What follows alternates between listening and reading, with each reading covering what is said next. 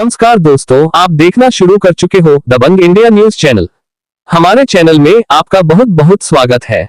अगर आप YouTube पर देख रहे हैं तो दबंग इंडिया न्यूज को अभी सब्सक्राइब करें। फेसबुक पर देखने वाले हमारे पेज को लाइक और फॉलो करें। अगर आप बेरोजगार हैं तो हमारे चैनल में पत्रकार बनकर पा सकते हैं 15,000 रुपए महीना फिक्स सैलरी। तो फिर देर किस बात की, अभी हमें संपर्क कीजिए। धन्यवाद। इसी आयोजित की गई। मेरा नाम डॉक्टर विमोहन कुमार है। मैं शांत हॉस्पिटल मुजफ्फरपुर में बेरोजगारी ICU देखता हूँ। मैं इस बार त्रियुत स्नातक चुनाव लड़ रहा हूँ, तो मैंने मुजफ्फरपुर में भी ऐलान किया है। तो माँ जानकी की पवित्र भूमि जन्मभूमि है ये। प्रणाम करके मैं यहाँ से भी अपने कैंडिडेचर को अनाउंस कर रहा हूँ। तो अपने MSc कैंडिडेचर को अनाउंस करने के लिए मैंने एक प्रेस कॉन्फ्रेंस आयोजित किया। सर, आपके मुद्दे क्या है? किस बेस पे आप चुनाव लड़ने आए हैं तिरहुत का? जो दो आधारभूत मुद्दे हैं, मैंने जिन मुद्दों पर मैं काम करना चाहता हूँ, शिक्षा और स्वास्थ्य है। किसी भी समाज या किसी भी राज्य का विकास तब तक नहीं हो सकता जब तक वहाँ पर शिक्षा और स्वास्थ्य के मुद्दे में मूलभूत परिवर्तन न किया जाए। जो भी स्थिति है स्वास्थ्य और शिक्षा की, उसमें आधारभूत परिवर्तन की जरूरत है। इसको बदलने का प्रयास करने के लिए मैं चुनाव में लड़ने का फैसला किया हूँ। यही दो मेरे मेन मुद्दे हैं। वर्तमान में विमल शुक्ला जी यहाँ PP से हटाए गए हैं और सांसद देवेश चंद्र ठाकुर है। दोनों के बीच में एक टकरार चल रही है और हाल के दिनों में PP पद से भी उनको हटा दिया गया है। आप इसको कैसे देखते हैं? ये दोनों तो साथ में ही थे। जब मेरे को उतना नॉलेज नहीं है, लेकिन जो मुझे पता चला है दोनों साथ में ही थे कुछ दिनों तक। तो दोनों बड़े हैं, दोनों का व्यक्तिगत कुछ इशू रहा होगा।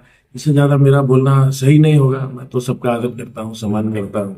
आप डॉक्टर हैं और कोविड के समय में हमने सुना था आपने कोविड के टाइम पे क्या कुछ काम किया है अपने क्षेत्र में? हाँ, एक्चुअली कोविड के समय हम लोगों ने एक वैशाली कोविड केयर सेंटर खोला था और पूरे इंडिया में सबसे कम रेट पर प्राइवेट में हमने वो कोविड सेंटर चलाया। और मुजफ्फरपुर और उस पूरे एरिया में सबसे ज्यादा पेशेंट हमारे यहाँ एडमिट हुए।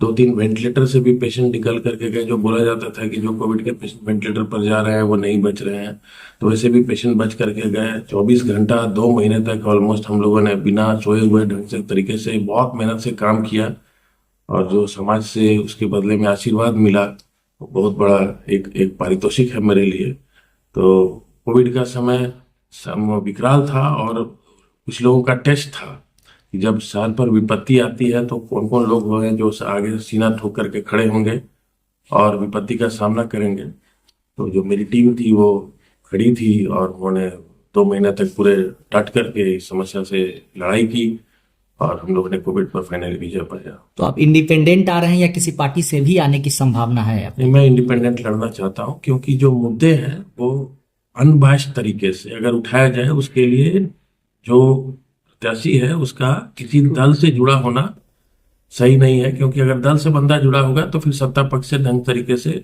सवाल नहीं पूछ सकता है। उसकी अपनी प्रतिबद्धताएं होंगी, जिस प्रतिबद्धताओं से वो बंधा हुआ रहेगा। आपकी सर प्राथमिकता क्या होगी सर? जैसे मैंने कहा, शिक्षा और स्वास्थ्य के क्षेत्र में मूलभूत परिवर्तन का प्रयास करना। तो शिक्षा के क्षेत्र में मेरे पिताजी भी शिक्षक थे और शिक्षकों के आशीर्वाद से, उनके अनुशासन से, उनके सख्त अनुशासन से मैं आज डॉक्टर बना हूं। तो शिक्षकों का सम्मान मेरे रूप में है।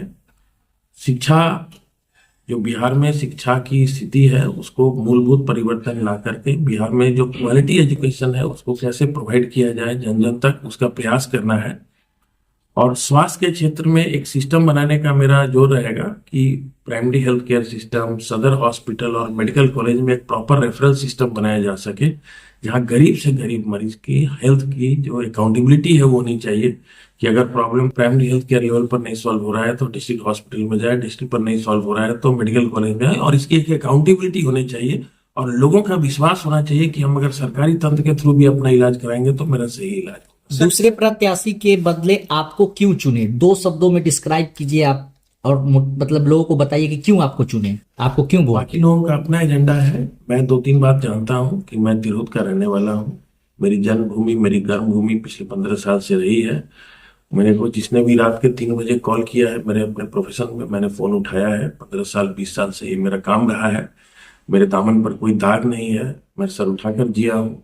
और जब शहर पर विपत्ति आई, पूरे तिरहुत के लोग आए, मेरे विपत्ति आई थी जब कोविड के समय, तो मैंने दिन रात मेहनत किया था। तो action speak louder than words. जब शहर पर विपत्ति आई, तिरहुत पूरे कमिश्नरी पर जब विपत्ति आई, तो मैं खड़ा था। तो मैं इस विश्वास के साथ खड़ा हूँ कि आगे भी जनता के लिए मैं ईमानदारी से और पूरे मेहनत के साथ दृढ़ प्रतिज्ञ होकर के खड़ा रहूंगा। सर, ग्रेजुएट वोटर्स आपको क्यों वोट दें? ग्रेजुएट वोटर्स जिसका आप प्रतिनिधित्व करना चाहते हैं, रिप्रेजेंटेटिव।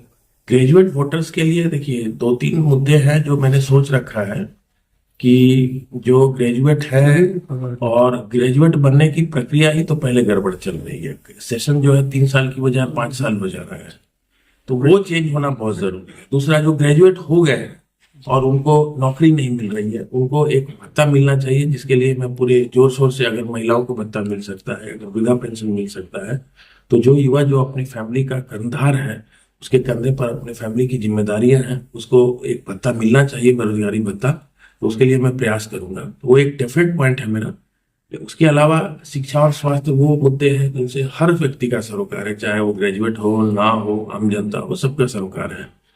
तो इन कारणों से मुझे वोट ना देने का कोई कारण नहीं है, क्योंकि मैं जेन्युइन तरीके से ये मुद्दे उठाऊंगा। मैं अपना जो बैकग्राउंड है, मेरा जो पास्ट है, बेदाग रहा है, तो मैं अपनी छवि पर कोई दाग नहीं पड़ने देना चाहता। मैं नहीं चाहता कि याद रखें कि ये भी एक एमएलसी आया और चला गया।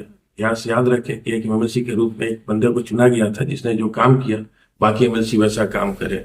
एक मैं प्रेरणा स्रोत बनना चाहता हूँ आगे आने वाले राजनीतिज्ञों के लिए। शिक्षकों की सुरक्षा के लिए आप मुख्यतः क्या कदम उठाएंगे?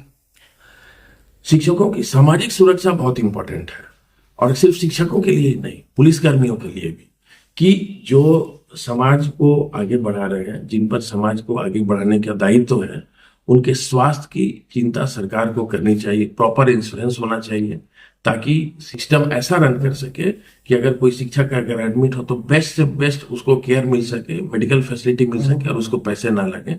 पुलिस वालों को भी, बैंक कर्मियों को भी ऐसा होना चाहिए। दूसरी बात यह है कि जो स्कूल है, स्कूल की परिधि में किसी प्रकार की अनुशासनहीनता की कार्रवाई पर कड़ी से कड़ी कार्रवाई होनी चाहिए। उसके लिए कोई बिल बनना चाहिए।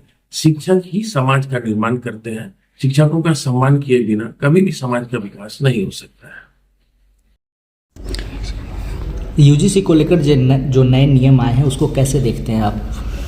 देखिए, अगर आप इस देश का इतिहास देखेंगे तो भारत का स्वर्णिम काल कब था? जब इस देश को 2 लोग चला रहे थे, एक चाणक्य और एक चंद्रगुप्त। तो इस देश को चाणक्य और चंद्रगुप्त दोनों की जरूरत है। एक ऐसा कानून जिसमें अगर किसी सामान्य वर्ग द्वारा किसी गैर सामान्य वर्ग की जाति सूचक अपमान किया जाता है या उसे भेदभाव किया जाता है, वो बिल्कुल गलत है और उसे कड़ी से कड़ी सजा मिलनी चाहिए। लेकिन उतना ही सत्य ये है कि सामान्य वर्ग के लोगों को जो गालियां दी जाती हैं वो भी बिल्कुल गलत है। हमने अपने कानों से बुरा बाल साफ करो सुना है, हमने अपने कानों से तिलक तराजू और तलवार मारो उनको जूते चार, ये बातें सुनी है। ये बातें भी उतनी ही गलत है जितनी बातें उनके बारे में कही जाती है जो गैर सामान्य वर्ग से आते हैं। किसी भी जात बिरादरी के नाम पर असभ्य भाषा का प्रयोग या डिस्क्रिमिनेट करना या पक्षपात करना टोटली गलत है। दूसरी बात यह है कि अगर कोई इस तरह का कार्य करता है तो उसके खिलाफ कड़ी से कार्रवाई होनी चाहिए। क्यों मैं ऐसा बोल रहा हूँ कि आप याद कीजिए कि जो दहेज कानून जो बना था उसका जितना यूज़ हुआ उससे बहुत ज़्यादा मिसयूज़ किया गया। यही दलित कानून को लेकर के, ST/ST एक्ट को लेकर के भी जितना यूज़ हुआ उससे बहुत ज़्यादा उसका मिसयूज़ हुआ। तो कहीं ये कानून वापस ऐसा ना हो जाए कि यूज़ से ज़्यादा मिसयूज़ होने लग जाए। तो इसमें एक सख्त प्रावधान होना चाहिए कि अगर गलत आरोप लगाया जाएगा तो कड़ी से कड़ी सजा होगी। बाकी माननीय कोर्ट ने इस सारे विषयों पर संज्ञान लिया है और जो माननीय कोर्ट का जो भी आदेश है मैं उसका सम्मान करता हूँ। क्या लगता है कौन लोग दोषी हैं इस नए नियम को लाने के लिए? सरकार? मुझे लगता है कि इसका जो आधारभूत ये है कि there was some lack of communication. सरकार के लेवल पर कम्युनिकेशन को लेकर के कुछ समस्याएं थी जिसकी वजह से अचानक अपने आप में आया है बिल। ऐसा मुझे लगता है क्योंकि इस तरह का बिल लाने से पहले जो चर्चाएं होनी चाहिए, जो डिस्कशन होना चाहिए, वैसा कुछ हुआ नहीं था।